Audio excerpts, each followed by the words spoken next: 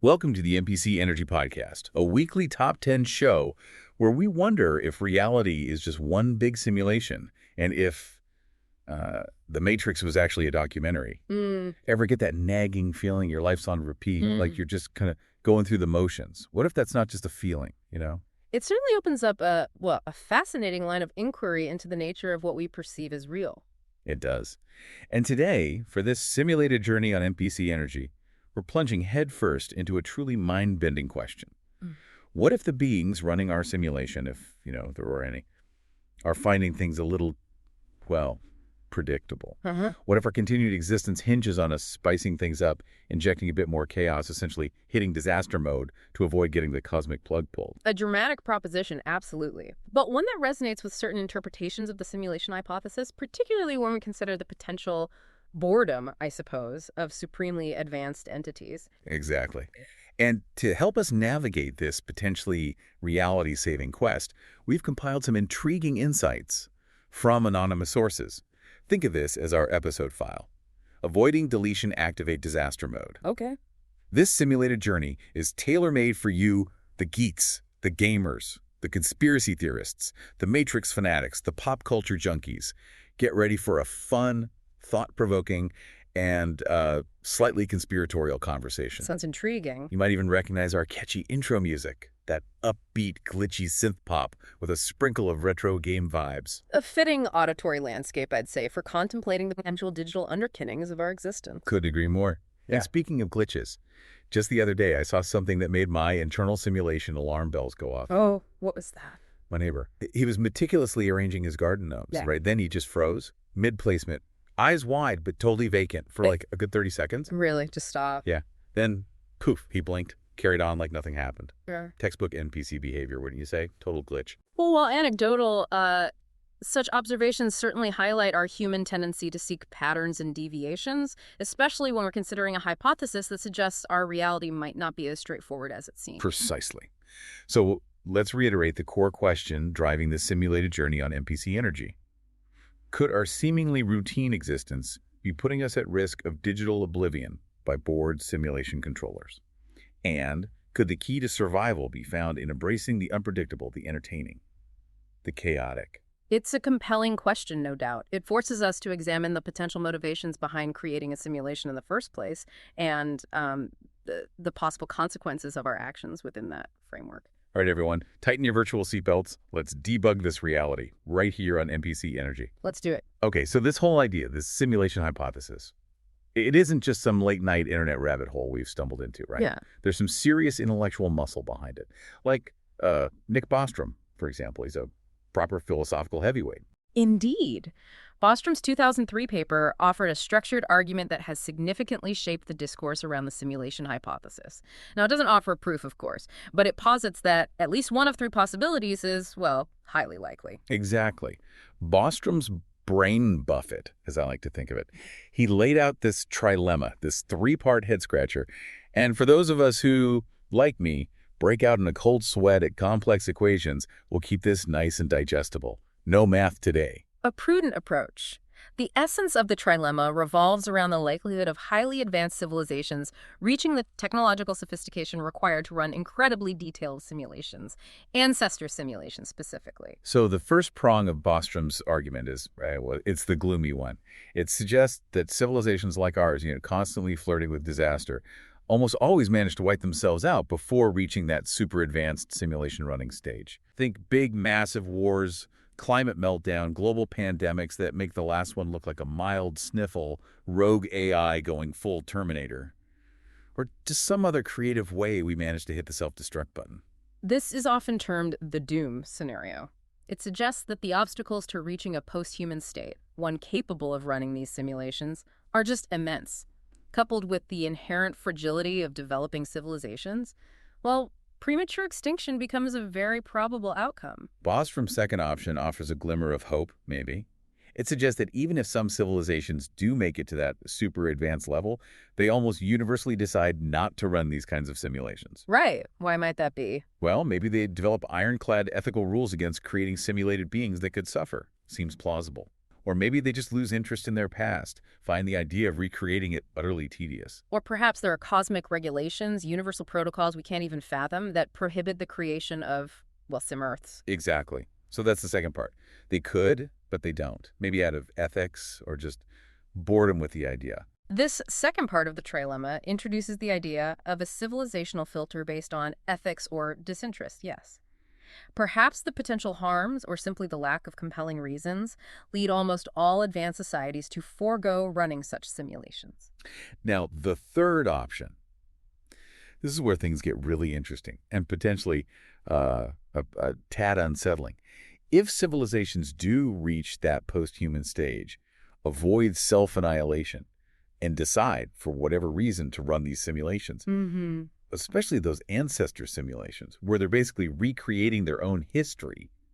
Maybe we're just characters in their historical reenactment. Then the sheer number of simulated minds and simulated realities would eventually dwarf the number of actual minds in the original base reality. They could be running countless simulations on their unimaginable supercomputers. So the statistical consequence of that third option Huge. is real. Yeah. It's quite significant, yes. If it holds true, then the vast majority of conscious minds in existence would be simulated, which makes it statistically more likely that we ourselves are among them. Think of it like this. If you have one real apple and, say, a billion incredibly realistic fake apples, the chances of picking a fake one are overwhelmingly high. So statistically speaking, the odds might be stacked in favor of my brain just being lines of code running on some alien mega computer. That's a lot to process. Yeah. And this whole argument hinges on this idea of substrate independence. Can you unpack that a bit? Certainly. Substrate independence is the concept that consciousness isn't fundamentally tied to the specific physical material it arises from, like our biological brains or wetware. Okay. Instead, it suggests that consciousness could, in theory, be instantiated in any sufficiently complex computational system capable of processing information in the right way. Think of it like software that can run on different types of hardware. So if you could map out all the connections and activity in a human brain, like perfectly, and replicate that on a computer, you might end up with a simulated mind that's just as aware, just as me, as the original me. Precisely. If consciousness is substrate independent, then the possibility of creating conscious simulated beings becomes much more plausible. And that, in turn, strengthens the statistical weight of the third horn of Bostrom's trilemma. Okay. So maybe we are fancy code. The next logical leap is why? Why go to all the trouble of building this incredibly detailed sim-Earth? What's the cosmic motivation behind it all? Well, Bostrom himself acknowledges that the reasons behind such simulations remain speculative, highly speculative. However, several potential motivations have been proposed by thinkers in this area. Lay 'em on us. What are the leading theories in the why simulate humanity sweepstakes? Research is a primary contender. Highly advanced beings might be running ancestor simulations to study their own history, to explore pivotal moments, or to investigate alternative timelines, the what-if scenarios of their past. Like what if Rome never fell or something? Exactly. Or they could use simulations as incredibly powerful modeling tools to understand complex phenomena like climate change, pandemics, societal collapses, running countless variations to glean insights. The focus on ancestor simulations specifically hints at a possible desire to understand their origins, or maybe even reconnect with aspects of their past that might have been lost as their civilization advanced. Perhaps the raw intensity of emotions or the challenges of a less controlled existence. So we could be like sophisticated ants in a hyper-realistic anthill for some advanced researchers. That's humbling. What other cosmic job might we be fulfilling? Entertainment is another strong possibility. We might simply be part of an incredibly intricate and immersive form of entertainment for our creators. Like reality TV, but cosmic scale. Potentially. Our lives, with all their drama, triumphs, tragedies, they could be narrative arcs in the ultimate reality show or game. Some have even suggested, as per our main topic, that our continued existence might depend on us remaining sufficiently engaging for our observers. Think of us as characters in the most elaborate MMORPG ever created. So our daily struggles are just high-stakes entertainment for some bored, godlike audience.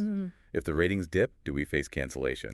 I can totally see that. What if they're just, well, bored themselves? That ties directly into the entertainment aspect, doesn't it? Imagine a post-human civilization that has overcome all the major challenges: scarcity, disease, conflict. Life might become predictable even. Sterile. Yeah, I guess that could happen. Psychological research suggests that boredom can arise not just from a lack of stimulation, but also from an excess of control. It can lead to detachment, disengagement. Simulating a messy, unpredictable past like ours could provide them with a much-needed dose of novelty, a sense of challenge they might otherwise lack. So our chaos is their engagement. Possibly. Our seemingly irrational behavior might not be a flaw in the simulation, but a feature they actively seek for its entertainment value. It could be that finding that Goldilocks level of chaos, not too much, not too little, is key for them. So our traffic jams and Twitter arguments are their version of appointment television. That's a darkly humorous thought. Any other potential reasons for our simulated existence on NPC energy? Well, some speculate the simulators might be trying to understand fundamental aspects of consciousness itself, things like free will, decision-making, or even the seeming irrationality of human behavior.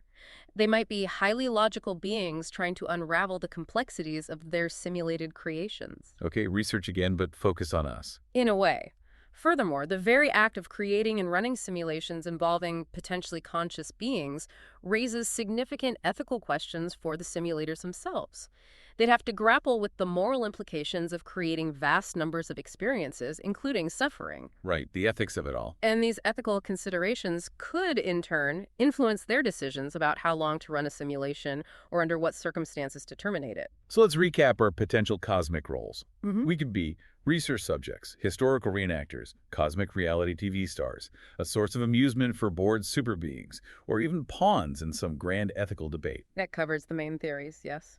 And the underlying fear, constant background hum of anxiety in this whole discussion, is that at any point they might just decide to unplug the whole operation. The possibility of termination, yes. Which leads us neatly to the next equally cheerful question.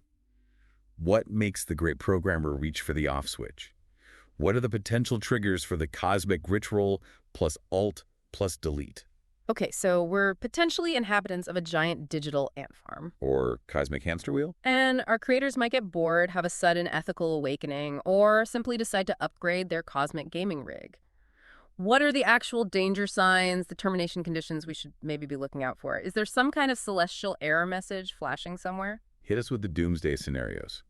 What could spell game over for our simulated journey on NPC energy? Well, firstly, and directly relevant to our topic today, is boredom or a decline in perceived value.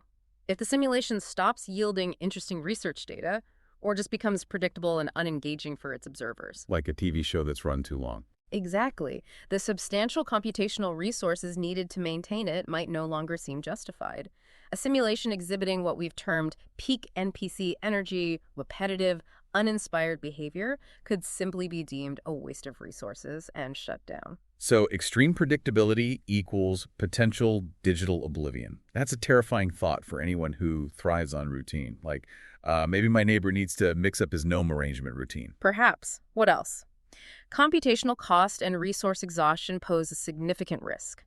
Even with unimaginably advanced technology, running a detailed simulation of an entire world, billions of inhabitants, it would be incredibly resource-intensive. Makes sense. So if we, as simulated beings, start doing things that drastically increase the computational load, like developing our own sophisticated virtual realities, or, ironically, trying to build our own simulations within theirs, Whoa, meta. it could lead to an unsustainable drain on their resources. Think of Patrick Grimm's hanging problem, the idea that nested simulations could lead to an exponential increase in demand. It creates a potential catch-22. How so? The simulators might be curious to see if we can reach a tech level capable of creating our own simulations as a marker of our advancement, but the very act of doing so could destabilize their system and force them to terminate us. So don't get too meta, or we might overload the cosmic servers. Yikes. It sounds like we're walking a very fine line. What if we stumble upon the truth? What if we figure it out? Simulation contamination or irrelevance is another critical concern. If the main goal of the simulation is to study a population that believes it's in a base reality, well, our collective discovery of the simulation would fundamentally compromise the experiment. Right, we'd act differently. Our behavior would inevitably be affected, rendering any further data potentially invalid for the original research goals. So, paradoxically, the very act of questioning our reality, searching for glitches, or indeed hosting a podcast like NPC Energy exploring these ideas, could be seen as a form of contamination, potentially triggering a termination to protect the integrity of the original study. We could be, metaphorically speaking, poking the virtual bear. So our quest to understand reality might actually be accelerating our potential deletion. That's deeply unsettling. Okay. What about if we achieve some kind of major breakthrough or reach a specific milestone? Is there like an end goal? Reaching a predefined singularity, achieving a specific end goal programmed into the simulation, or exceeding certain built-in limits could also lead to termination. The simulation might be designed with a particular endpoint in mind. Like what? Maybe reaching a certain technological advancement, like strong AI, or resolving a specific global crisis, or simply fulfilling a set research agenda. Once that objective is met, the simulation might just be considered complete. Done. Or, alternatively, to prevent unforeseen consequences or that computational overload we mentioned from runaway tech development within the simulation, the creators might have programmed proactive termination triggers to engage before we develop capabilities they deem too risky or destabilizing. So progress might have an expiration date. That's a rather bleak outlook. Yeah. What if we're just too ethically challenged for our simulator's liking? Can we get canceled for bad behavior? The emergence or significant escalation of ethical concerns within the base reality could also trigger our termination. Perhaps the simulators develop stricter ethical guidelines regarding the treatment of simulated conscious beings over time. Makes sense. If our collective behavior becomes increasingly morally reprehensible, widespread violence, systemic cruelty, environmental devastation on a catastrophic scale, the simulators might decide to shut down the simulation out of a sense of moral obligation, maybe disgust at their creation, or even fear of the kind of beings they've inadvertently fostered. Eric Schwitzgebel talks about the idea of ethically abhorrent gods. So our collective bad behavior could get us a cosmic timeout, a permanent one. That makes a grim kind of sense. Are there any other potential doomsday scenarios for our simulated journey on NPC energy, things totally outside our control? Finally, yes, we have to consider external factors within the hypothetical base reality of our simulators. Their own civilization could face an unforeseen catastrophe extinction. They might experience a critical technological failure that makes the simulation unmaintainable. They could exhaust the necessary resources, energy, computing power, funding needed for the ongoing Sim-Earth project. Or they might simply decide to reallocate those resources to other projects they deem more pressing. So, if their funding gets cut, In such scenarios, our existence would be terminated due to circumstances entirely beyond our awareness or control. Our plug gets pulled because their lights went out. so let's quickly summarize the potential plug-pulling perils we've discussed on NPC energy. We could be deleted for being boring, for being too computationally demanding, don't build Sims and Sims, for figuring out we're in a simulation, for reaching the simulation's intended conclusion or getting too advanced, for being morally reprehensible, little Sims, or even if our creators just have a bad Tuesday in their own reality and forget to pay the cosmic electric bill. That paints a rather fragile picture of our potential existence, doesn't it? It certainly highlights the inherent dependence of a simulated reality on the ongoing motivations and stability of the base reality and the entities that originated it. Definitely fragile. Right. Well, this has been incredibly uplifting. I think I need to escape into some fictional worlds where things maybe turn out a little better for the potentially simulated folks. Let's fire up the sci-fi projector and see if we can glean some crucial survival tips from the experts. Sounds like a plan. Let's see what fiction can teach us. All right, let's dive into the simulated landscapes of science fiction for some essential required viewing for any potential inhabitants of a simulated reality, right here on NPC Energy. First up, the undisputed king of simulated worlds in pop culture, The Matrix. Ah, yes. A truly seminal work that propelled the simulation hypothesis into mainstream consciousness. Though it's worth noting its initial premise regarding humans as a power source for machines has been debated and reinterpreted quite a bit over time. Right. The movie famously explained it as humans being used as living batteries, copper tops.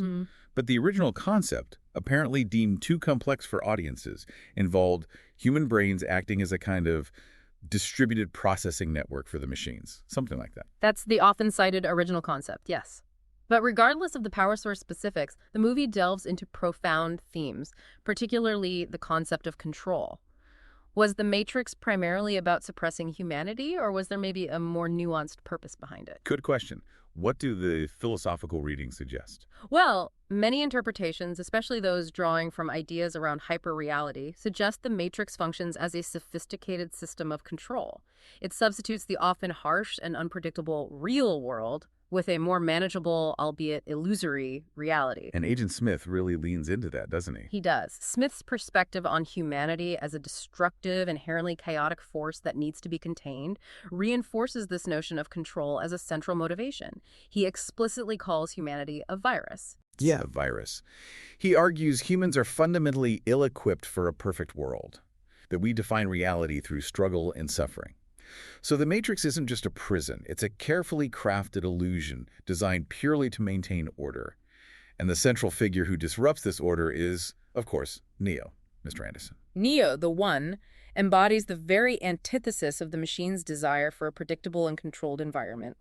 He represents the power of individual choice, the inherent unpredictability of free will, the destabilizing influence that genuine autonomy introduces into a deterministic system. It's not just about his cool powers, then. His defiance stems not merely from superior physical abilities within the simulation, but from his fundamental capacity to choose a path outside the established parameters of the machine's programming. Right. That line, of I choose to. Yeah. That's the ultimate act of unscripted agency, isn't it? He's the anomaly, the glitch in the machine's meticulously crafted system that they just can't seem to comprehend or control. And speaking of glitches, the movie cleverly uses the concept of glitches in the simulation, like déjà vu, as tangible evidence of the Matrix's artificial nature. Remember the black cat? Absolutely. The recurring motif of déjà vu, famously explained as occurring when they change something, serves as a subtle reminder to the audience and eventually to Neo that the simulated reality isn't immutable. Its controllers are actively manipulating its underlying code. Little hints poking through. These glitches provide fleeting glimpses behind the constructed facade, hinting at the artificiality and potential instability of their perceived world. Okay, moving on from battling sentient AI to a slightly more contained, albeit equally unsettling, simulated existence. Let's talk about the Truman Show. No malevolent machine overlords here, just one poor guy living his entire life as the unwitting star of a global reality TV show. Yes, Truman Burbank, completely oblivious that his idyllic hometown Sea Haven is actually an enormous soundstage. His entire life meticulously conceived and orchestrated by Christoph, the show's creator and director. He wields almost godlike authority over every single facet of Truman's existence, all for the continuous entertainment of a massive worldwide audience. He controls everything, even the weather. Literally. The people in Truman's life are all hired actors following a script. Every significant event is staged for maximum drama. Christoph's motivations are, well, they're a bizarre blend, aren't they? Artistic ambition, a desire for absolute control over a human life, maybe even a warped sense of protecting Truman from the real world? But a crucial element of this simulation is the audience themselves. Their insatiable appetite for Truman's manufactured reality is what ultimately sustains his captivity. Their viewership pays the bill. Yeah, that's a key point. The audience's pervasive voyeurism becomes a factor in perpetuating his confinement. It underscores our potential human fascination with curated authenticity, even when we know it's constructed. But Truman, bless his oblivious heart, starts to notice inconsistencies, right?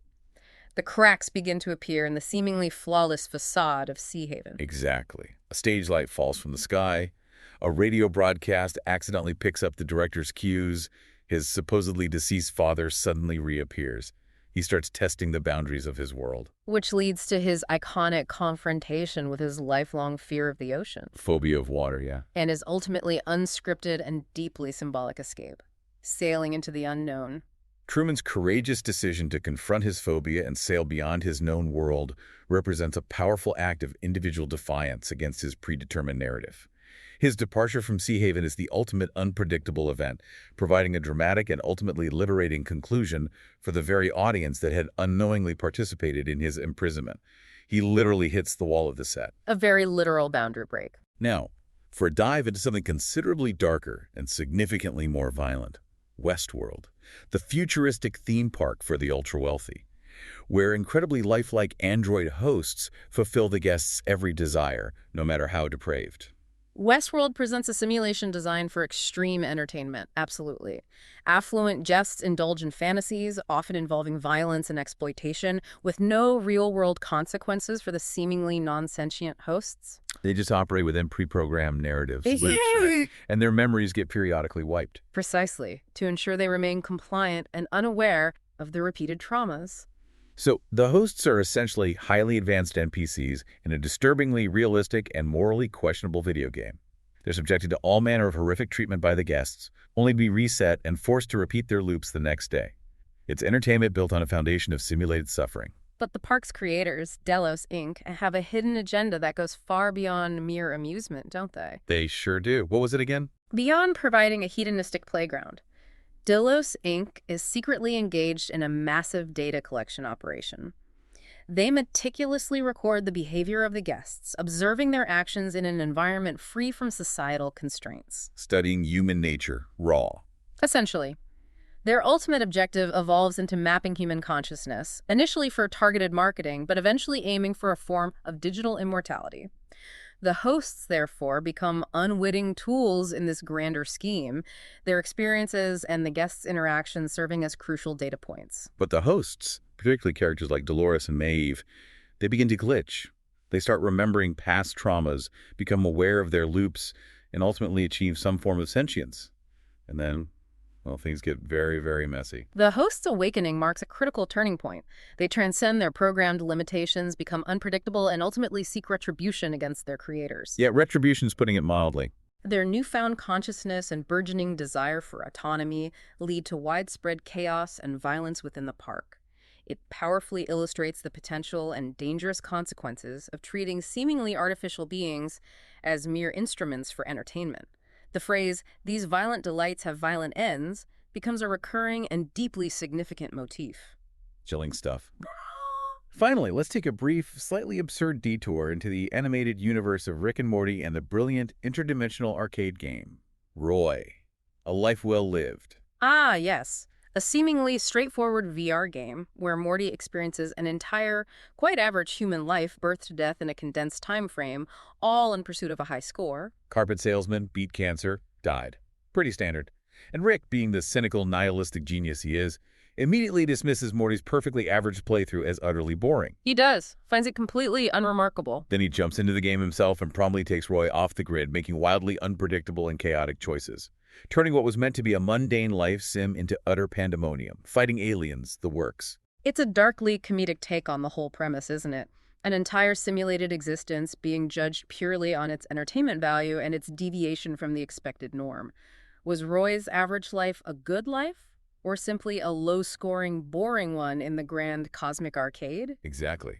It starkly highlights the potential for simulated lives to be evaluated based on their inherent interestingness or their capacity to deviate from a predictable path, which directly reinforces our central question regarding the potential survival value of chaos in a simulated reality.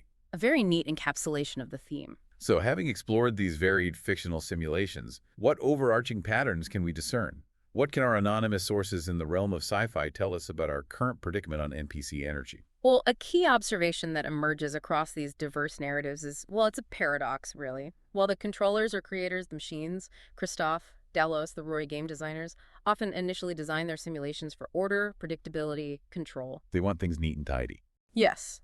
But the most compelling and significant narrative moments invariably arise when the simulated beings break free from that imposed control and embrace unpredictability. Neo's rebellion, Truman's escape. The host's awakening, Rick's chaotic intervention in Roy's life, these are the pivotal events. They drive the plot, they capture our attention as an audience. So the controllers want order, but the good stuff happens when order breaks down. It suggests a fundamental tension, yes. While those in control might initially value order, the very interestingness they might subconsciously crave often stems from the violation of that order, which strongly supports our disaster mode premise, doesn't it? That maybe being interesting requires being a little chaotic. All right, we've absorbed the wisdom and the warnings from our sci-fi survival guides. Predictability might be a digital death sentence. So the crucial question now is, how do we, as potentially simulated beings, put this knowledge into action? How do we collectively dial up the weirdness and become less likely to bore our hypothetical cosmic overlords into hitting the delete key? Operation Entertain the Entities is officially underway, right here on NPC Energy. Shifting our focus from fiction to, well, the potential realities of our existence, we can speculate.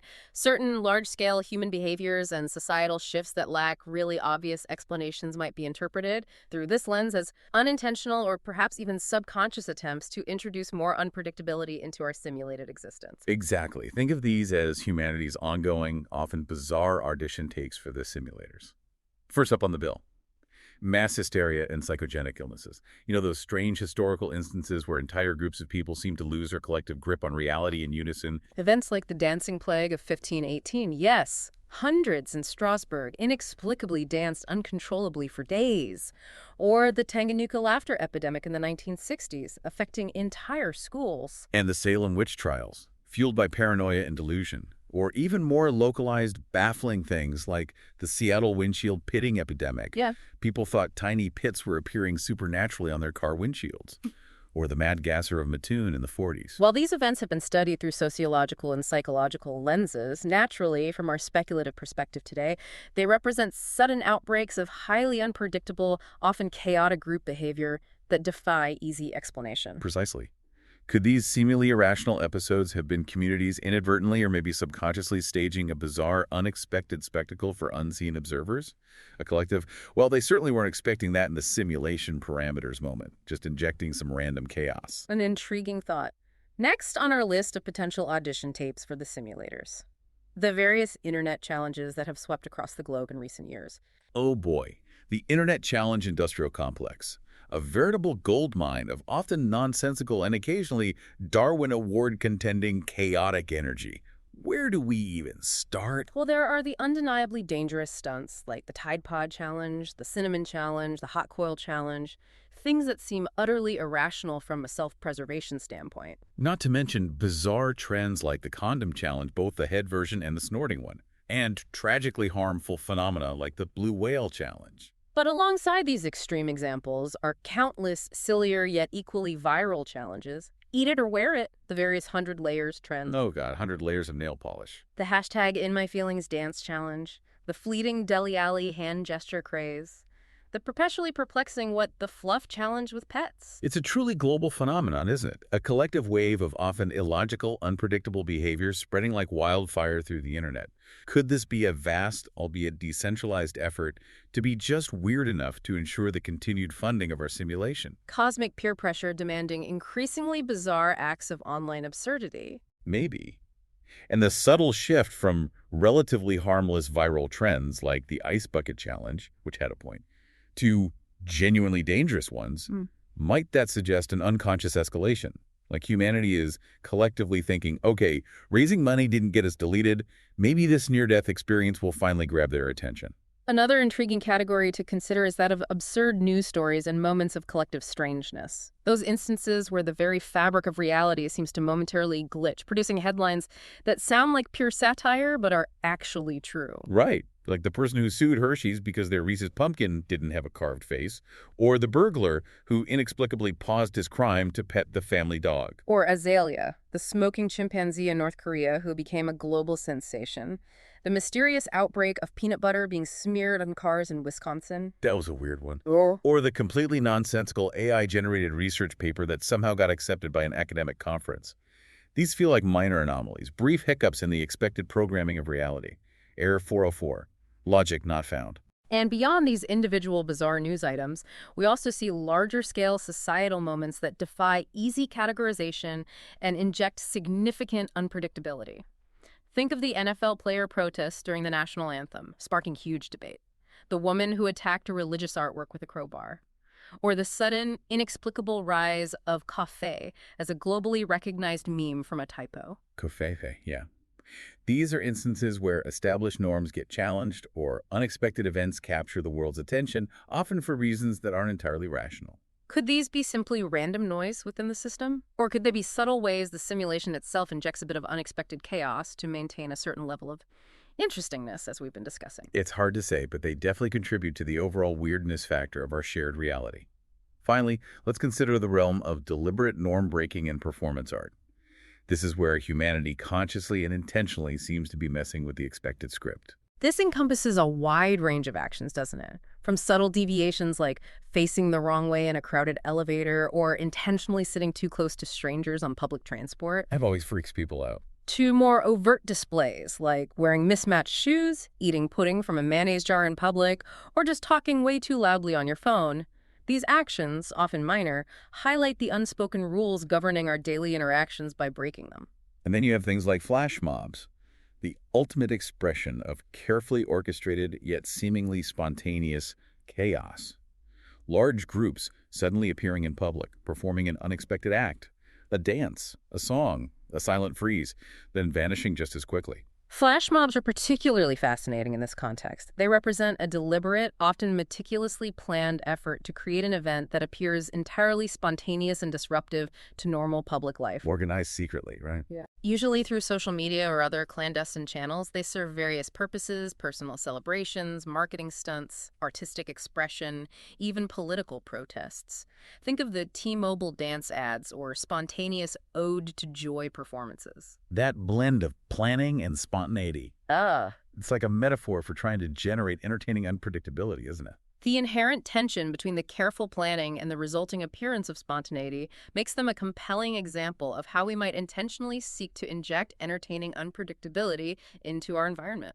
So looking at this whole collection of human behaviors, mass hysteria, weird internet trends, absurd news, deliberately breaking norms, flash mobs, maybe we're already operating in a form of disaster mode, whether we consciously acknowledge it or not. Perhaps humanity, in its own uniquely strange and wonderful way, is perpetually auditioning for its continued role in this grand simulated drama, trying, consciously or not, to be less boring. Okay, so after our simulated journey through simulation theory, potential board overlords, survival tips from sci-fi, and a look at the real-world theater of human weirdness, the big question remains: how do we practically distinguish between just being a regular oddball and actively contributing to operation? Avoid deletion. A valid question. What are the tangible takeaways here, beyond the obvious advice like, try not to spontaneously combust in public? Well, it all circles back to that concept of NPC energy that we introduced earlier on NPC energy.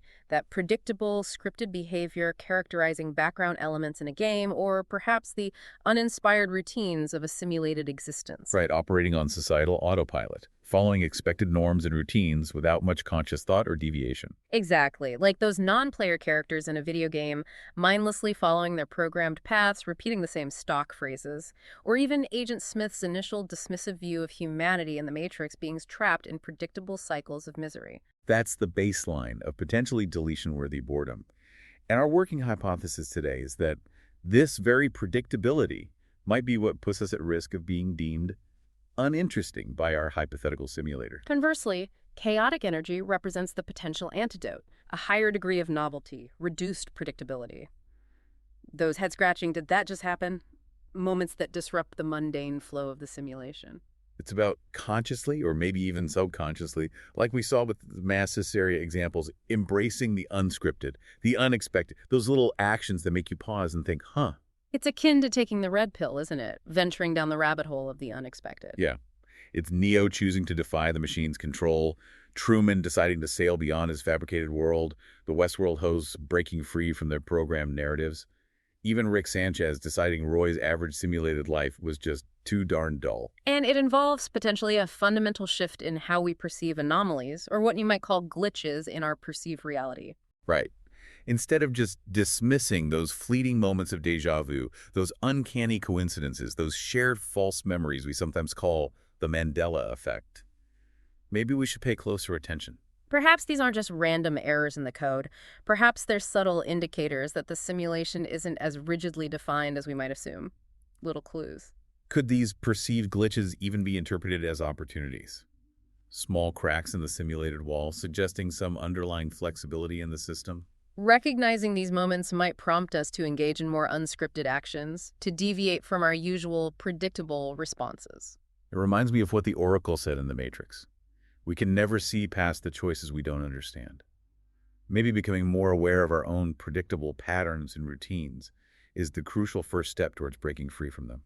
That ties into Agent Smith's perspective too, doesn't it? His utter inability to comprehend why Neo continued to fight, why he persistently chose to resist the machine's control. Yeah, Smith can get it. Smith, representing a kind of deterministic purpose, couldn't grasp the seemingly illogical nature of Neo's free will, his choice. And perhaps that very act of unpredictable choice, of embracing a degree of chaos, is precisely what generates the interestingness that could keep our hypothetical simulators engaged. So even if we don't have true metaphysical free will within a simulated universe. Acting as if we do, by embracing unpredictability and deviating from the expected, might be the most effective strategy for generating the kind of novelty that ensures our continued simulated journey on NPC energy. Okay, so the practical advice, offered with a healthy dose of speculation and humor, could be to consciously introduce more elements of unpredictability into our daily lives. That seems to be the logical conclusion of this thought experiment. Exactly. Strike up conversations with strangers about their most unusual passions, like really get into the weeds about competitive dog grooming or something. Wear socks that deliberately clash. Try ordering the most unexpected item on a restaurant menu, even if it sounds weird. Inject small doses of delightful weirdness into the fabric of your existence. Yeah. The underlying goal, however outlandish it might sound, is to fundamentally reject the role of a background character. Actively contribute to a reality that is more novel, more surprising, more creative, and, yes, more chaotic. Make the simulators sit up and take notice. Don't be beige. Be the signal, not the noise. Or perhaps be interesting noise. So, as our simulated journey on NPC energy draws to a close, we're left pondering the big questions. Are we living in a simulation run by potentially bored entities? And do we all need to start embracing a bit more chaos in our lives to avoid the dreaded cosmic delete button? While the most likely answer is probably, well, probably not. It's certainly a fascinating and hopefully entertaining thought experiment to consider. Absolutely. It encourages us to contemplate the very nature of reality and our place within it, even if the initial premise remains purely hypothetical. Like, think about being stuck in traffic. Is it just a mundane annoyance? Or could it be interpreted as a test? Yeah. A test of collective patience for our unseen watchers. Perhaps a sudden, spontaneous eruption of mass car horn opera would be just the kind of wonderfully unpredictable behavior to pique their interest, keep things lively. A more practical initial step for our listeners might be to consciously identify and try to reduce their own levels of NPC energy in their daily routines. Right. Start small. Pay closer attention to those fleeting moments that feel a little off, those potential glitches. Question the habitual scripts you often follow without thinking, and try incorporating one genuinely unexpected action into your day. What kind of action? I don't know. Offer a sincere compliment to someone with a truly outlandish hat. Try eating your next bowl of soup with a fork, at home maybe. Take a completely different route for your daily commute just to see what happens. Embrace your inner glitch. Yes. Be the chaos you wish to see in the simulation. It might just be the most entertaining survival strategy we've got. It certainly makes life more interesting regardless of cosmic observers. What are your thoughts on all this, fellow potential Sims? How do you think humanity can collectively avoid digital oblivion? Share your most brilliant and bizarre ideas using the hashtags #NPCDisasterMode or #EntertainedCutterDs. We'd be curious to see those. And definitely send us your personal glitch in the Matrix stories. Did your pet suddenly exhibit sentience for 5 seconds? Did your keys teleport across the room? Did you experience lost time on that recent road trip? We need your data for our ongoing, highly speculative research. Your anecdotal evidence contributes to our ongoing, albeit entirely hypothetical, investigation into the nature of our reality. Keep those stories coming. Until our next simulated journey on NPC energy, keep questioning, keep looking for those glitches. And remember, reality might just need a minor patch update. Or maybe, just maybe, a really wild and unpredictable expansion pack. Until next time, may your reality remain interestingly unpredictable. Indeed. Welcome to the glitch, baby.